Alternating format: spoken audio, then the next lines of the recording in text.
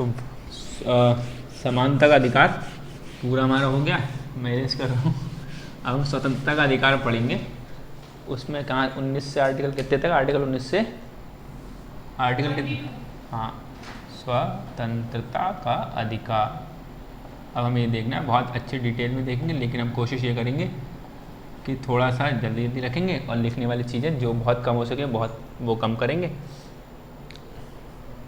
तो स्वतंत्रता का अधिकार में पता ही है आर्टिकल कहाँ से 19 से 22 तक, ठीक है। आर्टिकल 19 से 22 तक हो गए, इसके बीच में 21 जो आएगा, 21A भी एक आर्टिकल है, वो भी हम पढ़ेंगे।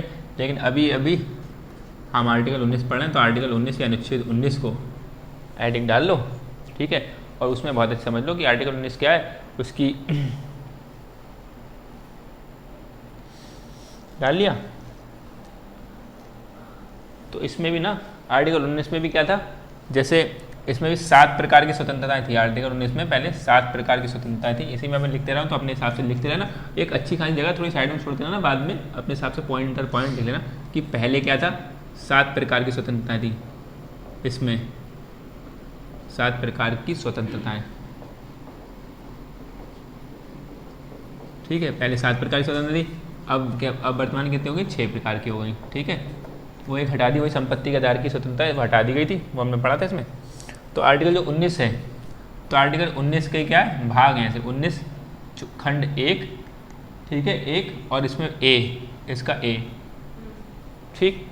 ये ऐसे लिख लोगे, यहाँ पे मैं बोल दे रहा हूँ, तो ठीक बता दे रहा हूँ कि इसमें क्या है।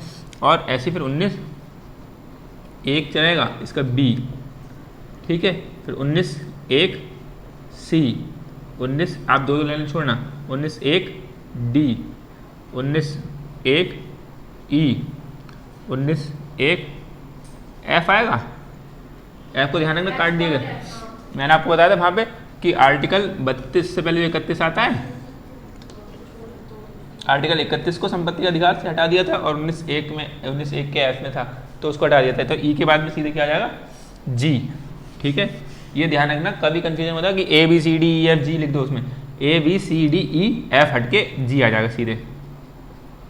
तो यानी कि ये 19 का 1 चल रहा है, 19 2 19 अलग है, ठीक है, वो बात करेंगे। लेकिन 19 1 19 1 ए, 19 1 बी, 1 सी, 1 डी, 1 ई, 1 जी, ठीक, ये हो गया। तो इसी में देखो ना, इसमें क्या है, 19 1 में विचार और अभिव्यक्ति की स्वतंत्रता, इसमें लिख लो विचार और अभिव्यक्ति की स्वतंत्रता। अभिव्यक्ति की स्वतंत्रता, अब जैसे मैं ये लिखा था मूल संविधान में ऐसा था, लेकिन यहीं पे लिख लो कि प्रेस की स्वतंत्रता, नीचे लिख लें प्रेस, वो प्रेस मतलब प्रेस की स्वतंत्रता। ये बाद में जोड़ा गया है, वो भी हम पढ़ेंगे। इनके केस उस मुद्दे हुए हैं, उससे जोड़ा गया है, तो ये हम पढ़ेंगे। लेकिन ये 19 1 ए में ही आ जाएगा, ठीक है। विचार और अभिव्यक्ति की स्वतंत्रता तो है ही आपके पास, तो ये हो जाएगा। और प्रेस की स्वतंत्रता भी ए के पहले ए में आ जाएगा, ठीक है।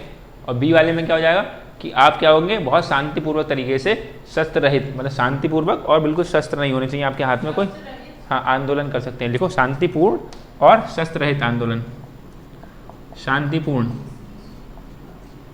और शस्त्र रहित, ये लिखते रहना, ठीक है। इसके बाद कुछ लिखवाना नहीं मुझे अब। शस्त्र, शांतिपूर्ण और शस्त्र रहित आप क्या कर सकते हैं, सम्मेलन या आंदोलन को कर सकते हैं। सम्मेलन की स्वतंत्रता, आप आज इकट्ठे हो सकते हैं यहाँ पे। जब धारा 144 लगी तो इकट्ठे नहीं होंगे, ध्यान रखना। वो भी हमें पता करना कि कब हमें इकट्ठा होना, कब नहीं। ये स्वतंत्रता हो गई है, ठीक है।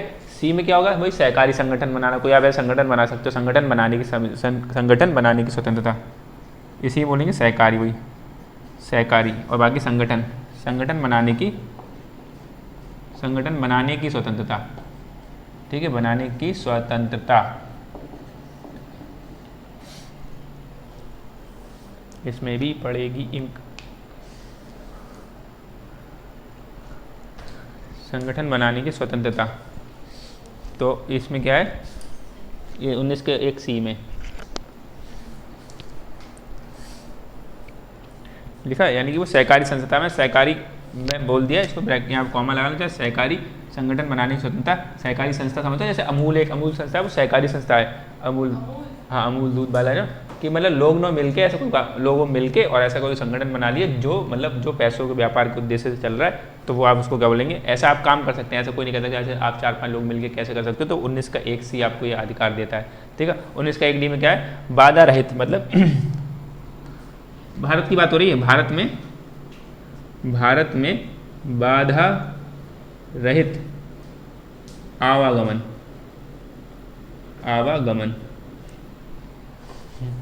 बाधा रहित का मतलब क्या हो गया। देखो रहित और सही समझते हैं ना, रहित का मतलब जब रहित लगा हुआ तो वो चीज़ नहीं है, और सहित का मतलब वो चीज़ है। तो बाधा रहित, भारत में बाधा रहित कहीं भी आप घूम सकते हो, ठीक है। ई वाले में क्या है, निवास करने की स्वतंत्रता लिख लो, कहीं भी, ये भारत में ही है, ठीक है। भारत में कहीं भी निवास करने की स्वतंत्रता, निवास मतलब रह सकते हो आप कहीं भी, निवास की स्वतंत्रता आगे लिख लो, निवास करने की स्वतंत्रता, और बाधा रहित आवागमन की स्वतंत्रता, कहीं भी घूम फिर सकते हो। और जी वाले में क्या है, कोई भी पेशा या व्यवसाय करने की स्वतंत्रता, मतलब पेशा या व्यवसाय करने की स्वतंत्रता, ठीक है। पेशा या व्यवसाय करने की स्वतंत्रता, तेजी से लिख लो जरा। हाँ मतलब भारत में कहीं पेशा आप कर सकते, कोई पेशा का मतलब कोई व्यापार, कोई पेशा मतलब कोई कामकाज। और ध्यान रखना एक मतलब इसी में क्या कर लोगे, नोट करके लिख लेना, नोट करके कि 19(1)(f) संपत्ति के आधार की शुद्ध वो आपको हटा दी गई, ठीक है, वो काट दिया गया, वो हटा दिया। पहले था तो वर्तमान में पहले 7 प्रकार की थी, वो 1 2 3 4 5 6 और 7 में ये थी, ये हटा दी गई, अब 6 बचे हैं।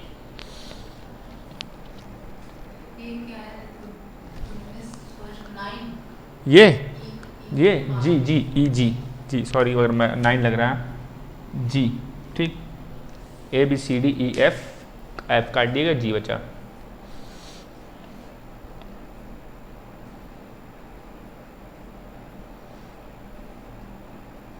तो यानी कि क्या हुआ फिर,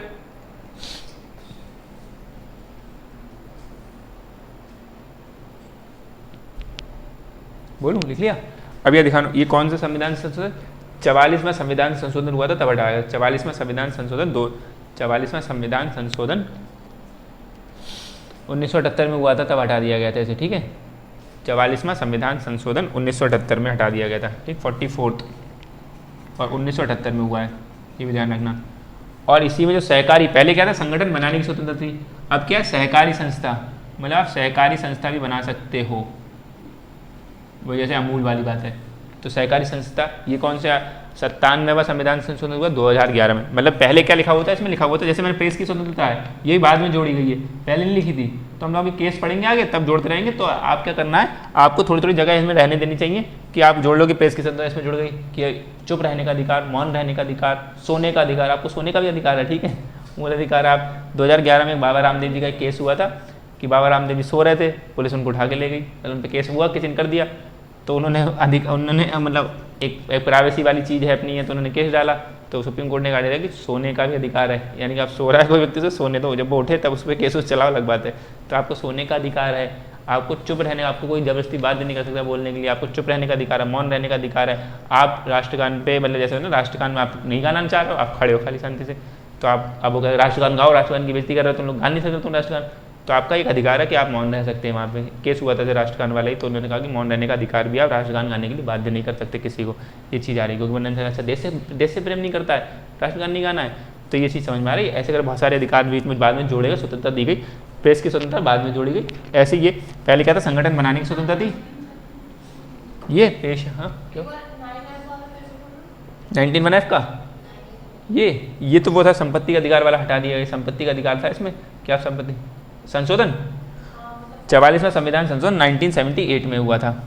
और ये क्या बोला, जो मैंने बोला पहले संगठन बनाने की स्वतंत्रता थी पहले, अब वो सहकारी संस्था बनाने की भी स्वतंत्रता जुड़ गई, इसमें सहकारी संस्था बनाने की स्वतंत्रता जुड़ गई। ये कौन सा संशोधन, 97वां संविधान संशोधन सन 2011, यानी कि ये जो सहकारी वाला वर्ड जोड़ा गया इसमें ना, सहकारी वर्ड जो जोड़ा गया है वो 97वां संविधान संशोधन हुआ था, 97वां 97वां, और ये 2011 में हुआ, ठीक है। जो सहकारी वर्ड, ये क्वेश्चन कई बार पूछा जाता है कि सहकारी भाग वो कौन सा है ना, भाग कौन सा है सहकारी वाला संविधान का भाग, 10 नहीं है, 9 में पंचायत है, 9 में है नगर पालिका, 9B में सहकारी। तो भाग 9B में सहकारी की बात करिए, सहकारी संस्था, सहकारी समिति की बात। ऐसी सहकारी संस्था की बात किसमें करिए, 19(1)(c) में बात करी गई, ठीक है। इसको इंग्लिश में बोलते हैं कोऑपरेटिव, तो ऐसे ध्यान रखो C से कोऑपरेटिव, ठीक है। तो कोऑपरेटिव C से ध्यान रखो, कोऑपरेटिव कमिटीज़। तो आप सहकारी समिति, सहकारी संस्था, और ऐसी आर्टिकल 43B मिलेगा हमें आगे, DPSC पढ़ेंगे तो 43B, यानी कि भाग 9B में सहकारी की बात हो रही है, 19(1)(c) में बात हो रही है और 43B में बात हो रही है।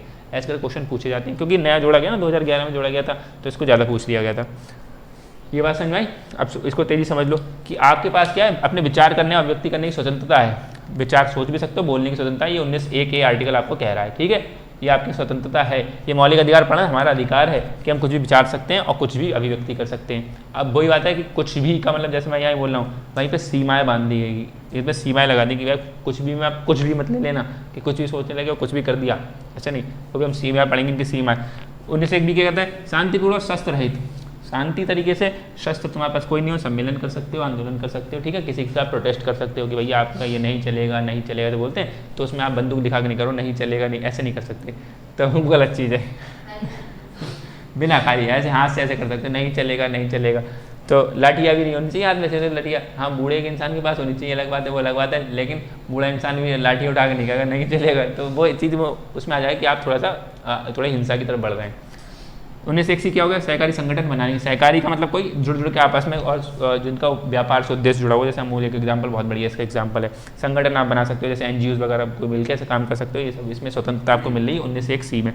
19(1)(d) क्या कहता है, भारत पूरे भारतवर्ष में कहीं भी घूम सकते हो आप, बाधा रहित है, मतलब टैक्स वैक्स दे जा रहा हो अलग बात है, लेकिन ऐसे रोका नहीं जाएगा। अच्छा उत्तर प्रदेश को नहीं, यहाँ आ ही नहीं सकते, ऐसा नहीं करा जाता।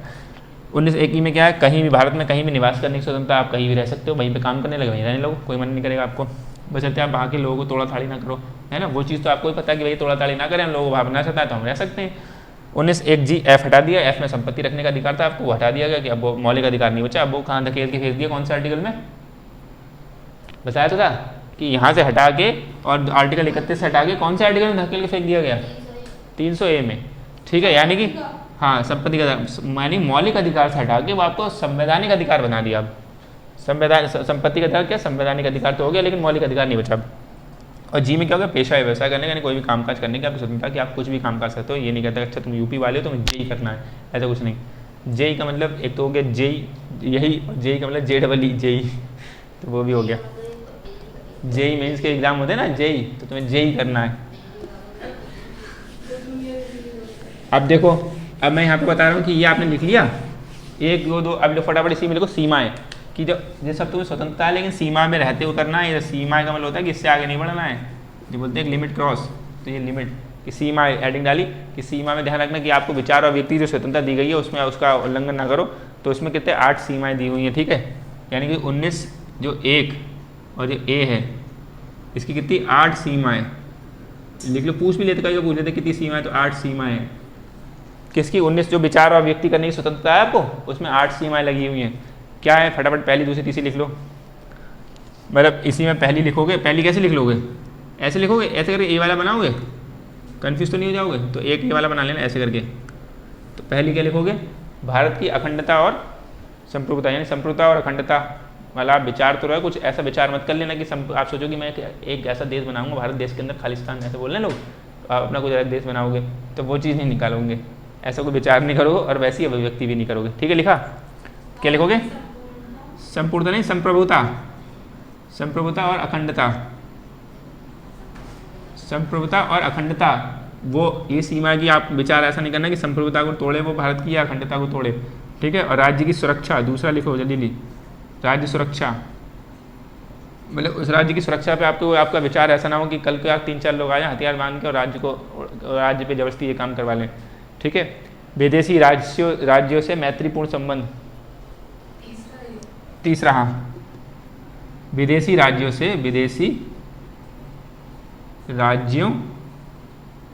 से मित्रता या मैत्रीपूर्ण, जो भी लिखो, मैत्रीपूर्ण लिख लो या मित्रतापूर्ण, जो भी लिख लो, कोई बात एक ही है, मित्रतापूर्ण संबंध। कि तुम्हारी बात चल रही चाइना में, कोई बात चल रही, ऐसे कई बार लोग देखे चाइना में बात कर ली, सांठगांठ कर ली, ठीक है हाँ चलो हम तुमसे दोस्ती अपना रहे हैं, अब हमारे देश में ऐसा कुछ कर दो, तो ऐसा कुछ नहीं है। आपकी मित्रतापूर्ण संबंध है उससे, तो आपको इधर हार्म नहीं पहुँचने चाहिए। लोक व्यवस्था लिखो, चौथा लिखो लोक व्यवस्था, मतलब कानून बनाए रखना है आपको, लोक व्यवस्था, लोक व्यवस्था के ब्रैकेट में लिख लेना कानून। मतलब ये है कि आप ऐसा ऐसा विचार ना करो कि कानून उनको ये हनन हो।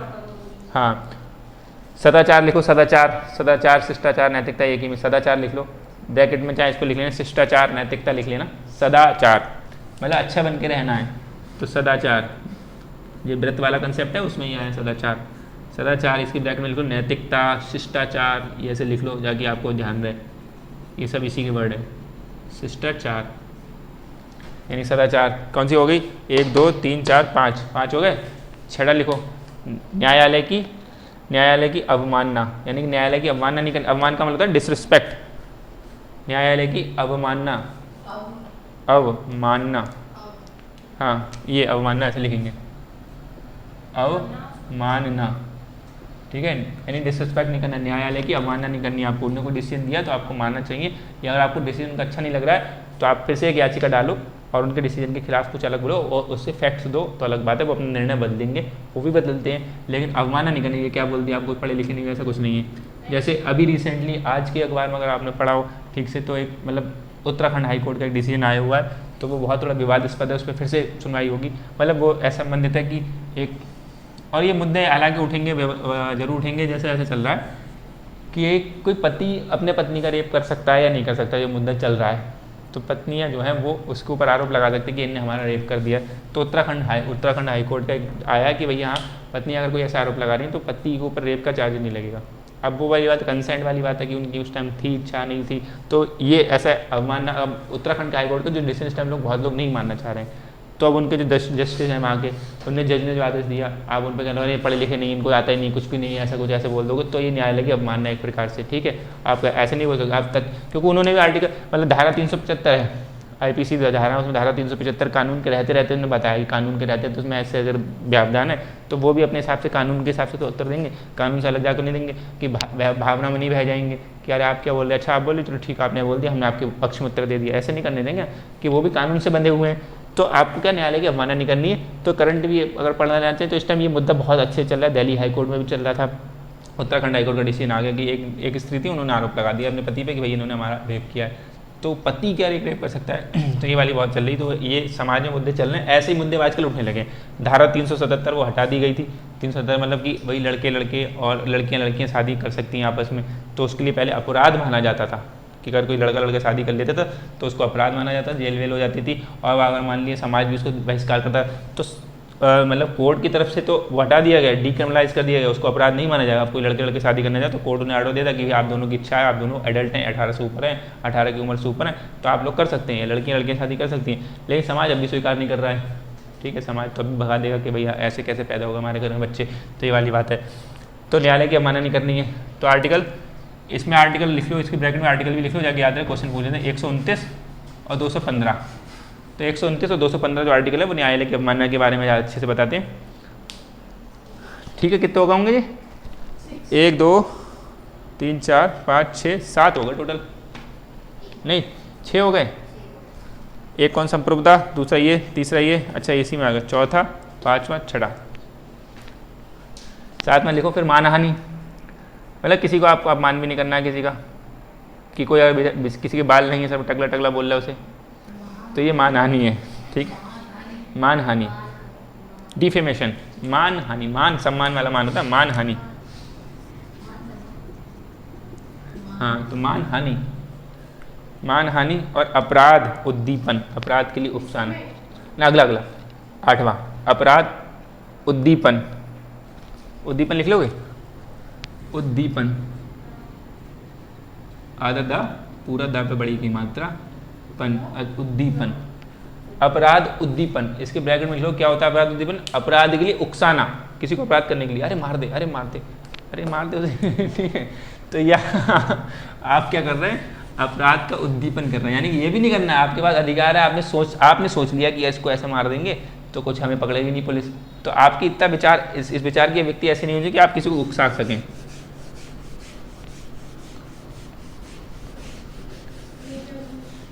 ठीक, समझ में, अपराध उद्दीपन समझ में आ गया। अपराध के लिए उकसाएंगे भी नहीं, आपका तो दिमाग बहुत अच्छा चल रहा है कि आप तो बच के निकल, तो आपने उसको उकसा दिया कि भाई मार दे मार दे मार दे, तो ये वाला ऐसा भी नहीं करना चाहिए। न्यायालय की अवमानना भी समझ गए। और मानहानि का मतलब क्या है? मानहानि का कोई किसी पे भी केस ठोक सकता है। आप हम पे ठोक सकते हो, हम आप पे ठोक सकते हैं, हम न्यायालय में डाल दें डिफेमेशन, इंग्लिश बोलते हैं डिफेमेशन केस, कि भैया इनने हमारी मतलब अपमान कर दिया, अपमान कर दिया, और उसके एवज में आप मुझसे कितने रुपये भी ऐड सकते हो। मतलब हालांकि वो जज भी देखेंगे, अच्छा यार हमने तुमसे खाली टकला कर दिया, तुम 2 करोड़ रुपये मांग रहे हो इसके लिए। तो उन्होंने ऐसे एक मतलब एक पीछे के बहुत पुरानी वही कहानी थी दरअसल क्या था कि एक राजपाल यादव है ना, राजपाल यादव है जो, उनका एक नाटक भी आया था पहले किसी रोज़ मैंने देखा था, बहुत पुराना नाटक था, जब हम लोग बहुत छोटे थे, हम तो पहले का ही होगा वो, लेकिन मैंने उसकी क्लिप वगैरह देखी। तो उसमें क्या था कि वो बाल कटवाने गए होंगे, तो जब बाल कटवाने गए तो बाल उससे हल्का सा ऐसा कट लग गया कि बाल कट गए ठीक से, तो उसने पूरा ही बाल काट दिए उसके। और उन्होंने सोचा कि मैं बात शीशे में बाद में नहीं देखा अपने आप को, तो रास्ते में चल रहे हैं और उन्हें एक व्यक्ति गाड़ी से टकराने वाले थे, वो राजपाल यादव जी, तो उन्होंने कहते एक टकले तो देख के मिल रहा है, बोले इतने टकले, ये बाल नहीं दिख रहे मुझे इतने बढ़िया वाले। तो बोले टकले को टकला ही बोलूँगा और क्या बोलूँगा मैं। तो बोले तुम हमारा अपमान कर रहे हो, वो बहुत सीधे हो गए, बहुत अच्छी बात है, हम बोलते तुम हमें अपमान कर रहे हो, हमें टकला बोल रहे हो सबके सामने। तो और लोग भी और लोग आ जाते, कहते हाँ टकले तो हो ही तुम, और उसे पता है कि मेरे बाल है, मतलब छुआ छा के नहीं देख रहे हैं, वो चीज़ अलग है, थोड़ी नाटक के हिसाब से बनाई रखी। तो वो एक वकील के पास जाते हैं, वकील से कहते हैं कि भैया इनने हम मानहानि का केस ठोकेंगे, हम ये शहर के इतने बड़े जो व्यक्ति हैं इनने हमसे ऐसा अपमान कर दिया, बोले समाज में सबके सामने हमारा अपमान कर दिया। अब वकील बोला किसका कौन सा मानहानि का केस बोलना, क्या बोलना है, बोले उन्होंने हमें टकला बोल दिया। वकील देखता है कि है तो यार ये तो वकील सोचता है कि यार मेरा तो केस है भैया मैं ले रहा हूँ। बोले मैं इसके तब तक क्या होता है ना, बाल भी आ जाते हैं, जब तक केस चलता है तो बाल भी आ जाते हैं। तो ये चीज़ है कि मानहानि का केस आप किसी भी ठोक सकते हो। और बोले कितने रुपए आए थे भाई इससे, वो अपना कमीशन उससे सब जोड़ लेता है कि इतना कमीशन मेरा मिल जाएगा, अगर इतने का केस ठोक दो 2 लाख रुपये, कितने रुपये बताता है, कितने 2 लाख रुपये के हिसाब से इन पर ठोक दो कि इनने मेरा अपमान किया है, इसके एवज में मुझे अब 2 लाख रुपये चाहिए, मेरा मान ठीक हो जाएगा। तो ये मानहानि के केस के लोग बहुत लोग दुरुपयोग करते हैं, बहुत सारे केस ऐसे आते रहते हैं कि मानहानि का केस कर दिया इनने, ठोक दिया, तो न्यायालय बताओ ये भी केस सुनते रहता है। आप जरा उनका कोई मुद्दा मेन काम है, आपने याचिका डाल दी, तो उन्हें ये सुनना ही सुनना है, क्योंकि आपका अधिकार है भैया, आप याचिका डाल सकते हो, डाल दिया आपने तो सुनना ही सुनना है। तो ये वाली बात अच्छी जमती भी नहीं, मतलब दुरुपयोग ना करो, कोई अच्छे कानून किसी अच्छे चीज़ के लिए बनाया, आप उसे दुरुपयोग करते फिर रहे। 19(1)(b) में लिखो सीमाएं, 2 सीमाएं हैं 19(1)(b) में। 19(1)(a) की 8 सीमाएं हो गई, 19(1)(b) की क्या 2 सीमाएं। और 19(1)(b) में था क्या, 19(1) में क्या था, शस्त्र रहित और बोला आंदोलन वैसे कर सकते हैं, ठीक है।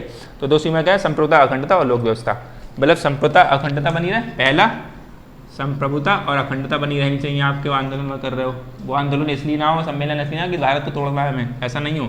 और दूसरा क्या हो, संप्रभुता अखंडता भी लिख लेना, अखंडता बनी रहनी चाहिए। और दूसरा ये ऐसा ना हो, लोक व्यवस्था बनी रहनी चाहिए कि आपने ऐसा इकट्ठा कर लिया कि आप जो इकट्ठे हो गए, सम्मेलन कर लिया, आपने रास्ता ही घेर ली, ट्रेन ही नहीं चलने दे रहे हो, बस ही नहीं चलने दे रहे हो, तो कानून व्यवस्था बनने रहना चाहिए कि आप अपना सम्मेलन करो साइड में, रोड के साइड में करो। लेकिन वो कहते हैं रोड के साइड में करेंगे तो सब गाड़ियाँ तब निकली पड़ी, हमारी सुनेगा कौन, तो वो रोड के बाहर बीच में करते हैं। 19(1)(c) में लिखो फटाफट, 19(1)(c) में 3 सीमाएं, 3 सीमाएं। लोक व्यवस्था पुराना जो लिखा है उसी में से आएंगे बार बार, जो 8 लिखी 8 में से निकल के आते रहेंगे। लोक व्यवस्था यानी कानून व्यवस्था, ठीक है। तीसरे में 19(1)(c) में लिखो 3 सीमाएं। 3 सीमाएं कौन कौन सी हैं, वही संप्रभुता अखंडता वाली एक है, लोक व्यवस्था, सदाचार। मतलब आप संगठन बना रहे हो तो आप सदाचार, अच्छे व्यक्ति का संगठन बना रहे हो तो अच्छी बात है, ठीक है, समझ लो। तो कौन सी है कि संप्रभुता और एक अखंडता, इसी में हो जाएगा, संप्रभुता और अखंडता बढ़ेगी, और एक सदाचार मतलब लोक व्यवस्था बनी रहनी चाहिए, और क्या हो जाएगा, सदाचार, तीसरा जो इसमें बढ़ रहा है सदाचार, ठीक है। ये वो 8 लिखी, 8 के अंदर से सीमा आती रहेंगी। 19(1)(c) हो गया। अब 19(1)(d) और 19(1)(e) साथ में लिख लो, इन दोनों पे 2 सीमाएं लगी हुई सेम लगी हैं, इन दोनों 1D ऐसे लिख लेना, देखो 19(1)(d), 19(1)(e) और ऐसे 2 एरो मान लिए, एक इधर से 2 सीमाएं लिख ली, इनकी दोनों पे सेम लगी है, ठीक है। समझ में आया क्या बता रहा हूँ मैं, 1D और 1E में कौन सी, सार्वजनिक हित और अनुसूचित जाति का हित, सॉरी अनुसूचित जनजाति का हित। मतलब सार्वजनिक हित 2 सीमा कौन सी, नंबर 1 एक सार्वजनिक हित, ये थोड़ा सा अलग आ गया यहाँ पे, सार्वजनिक हित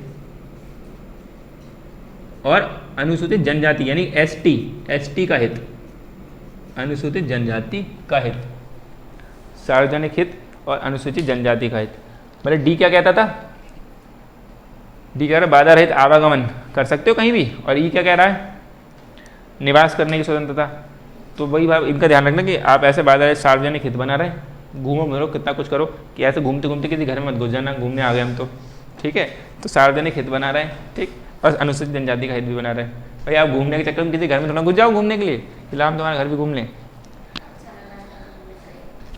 अब 19 एक जी, एक जी बचा, एफ तो गया, तो 19 एक जी ऐसे लिख लिया, ए बी सी डी ई तक आ गए, अब एफ खट गया जी, ठीक है। दो सीमाएं लिखो इस पर, दो सीमाएं लिखी, कौन पहले लिखो, राज्य किसी पेशे के लिए तकनीकी अर्हताएं, मतलब राज्य पेशे के लिए, किसी अगर लिख लिया तो कोई बात नहीं, राज्य पेशे के लिए तकनीकी अर्हताएं, ये लिखा है, अर्हता का मतलब होता है एलिजिबिलिटीज, तय कर सकता है, ये पहली हो गई, तय कर सकता है, ठीक है। राज्य किसी पेशे के लिए तकनीकी अर्हताएं तय कर सकता है, ये क्या मैं बताता हूँ। अर्हता को इंग्लिश में बोलते हैं एलिजिबिलिटीज, ठीक है, अर्हता योग्यता, एलिजिबिलिटीज,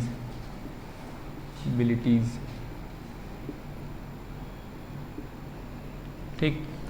और दूसरा क्या हो जाएगा इसमें, लिखो, किसी विशेष व्यापार में राज्य के पक्ष में एकाधिकार का सृजन किया जाता है, किसी विशेष व्यापार में राज्य के पक्ष में एकाधिकार। दूसरा क्या हो जाएगा, किसी, मैं बोल देना, लिखो दूसरा लिखो, किसी विशेष व्यापार में राज्य के पक्ष में एकाधिकार का सृजन किया जा सकता है, किसी विशेष व्यापार में राज्य के पक्ष में एकाधिकार का सृजन किया जा सकता है, विशेष व्यापार में राज्य के पक्ष में एकाधिकार का सृजन किया जा सकता है।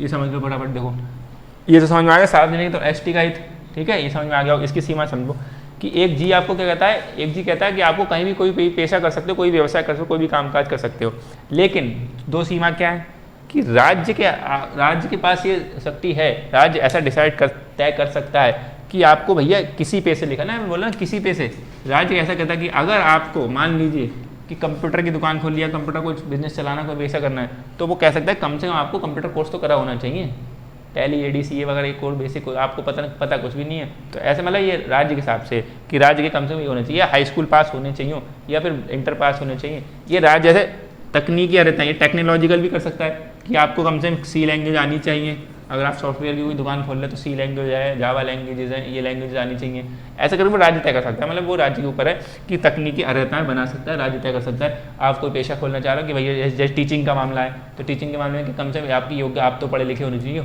ठीक है, और ऐसे करके कोई योग्यता सेट कर सकते हैं। दूसरी सीमा क्या हो गई, किसी विशेष व्यापार, यहाँ पर लिखा विशेष व्यापार, कि कोई भी ये वाला जो एरिया है, जैसे इसमें अफीम का, ठीक, अफीम है, ड्रग्स हैं, वो एक विशेष चुन के हो गया कि अफीम और ड्रग्स ऐसी चीज़ है ना, इनका क्या है, इनका हम तुम नहीं कर सकते हैं।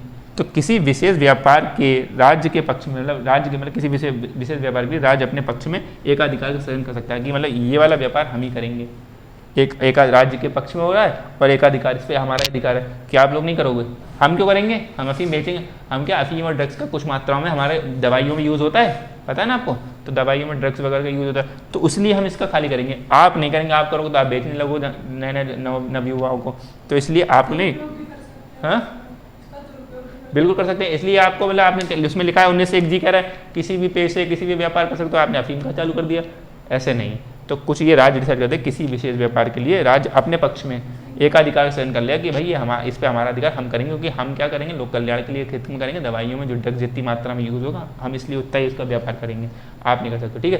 किसी का बस सीमा हर एक बंदी है, ठीक। ये आर्टिकल हो गया 19, आर्टिकल पढ़ेंगे 20 हम। हालांकि 19 से देखो, हालांकि 19 में क्या है, प्रेस की स्वतंत्रता है, एक में लिख लिया, इससे मुद्दे समझेंगे, प्रेस की स्वतंत्रता हम समझेंगे, प्रेस की स्वतंत्रता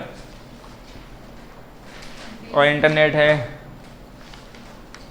अच्छा चलो लिख लो फटाफट, दो तीन चीज़ लिख लो। एक लिखो चलो इसको अभी इतना लिख लो, कल बताते हैं, आज की इतनी रखो, कल हम वो थोड़ा मुद्दे बड़े हो जाएंगे। जैसे वही मैंने बताया ना, विचार की स्वतंत्रता के बाद में प्रेस की स्वतंत्रता है, फिर इंटरनेट एक आपका मौलिक अधिकार बनना है, इंटरनेट कैसे आपको है, चुप रहने की ये स्वतंत्रता, एकाधिकार का स्वतंत्रता, ये सब स्वतंत्रता है ना। ये चलचित्र वगैरह है, सब पिक्चर इमेजेस वगैरह, इनकी आपको बनाने की, पोस्ट करने की सबकी स्वतंत्रता है। वो कैसे, वो हम कल थोड़ा विस्तार हो जाएगा, बना बताऊँगा तो बहुत लंबा निकल जाएगा। तो क्योंकि ओरली तो मुझे बोलना है, लिखवाने तो भले ही कम है, ओरली तो मुझे समझ समझाना ही होगा, तो वो ज़्यादा टाइम टेकिंग हो जाएगा। आज इतना ही रख लेते हैं क्योंकि उसको 19 ही समझते हैं। फिर हम अगली वीडियो में 20-21 कल थोड़ा सा अच्छे से करेंगे, अगली क्लास में, अगली वीडियो में, ऑनलाइन दोनों।